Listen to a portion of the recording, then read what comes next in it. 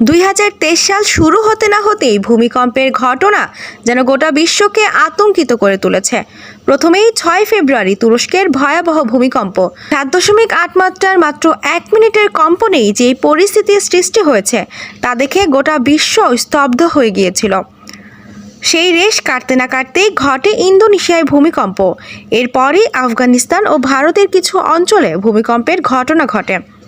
এর কিছুদিন পরে 16 ফেব্রুয়ারি ফিলিপাইনে 6.2 মাত্রার ভূমিকম্প হয় এবং এর পরের দিনই ভারতের মেঘালয় ও বাংলাদেশের সিলেট অঞ্চলে 4.3 মাত্রার ভূমিকম্প হয়েছিল।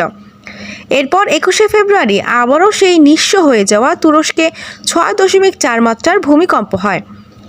এর পরের দিন 22 ফেব্রুয়ারি নেপাল ও 23 ফেব্রুয়ারি চীন ও তাজিকিস্তানে 7.3 মাত্রার ভূমিকম্প হয়েছিল। এই ঠিক দুদিন পরেই 25 ফেব্রুয়ারি বিকেল 4:39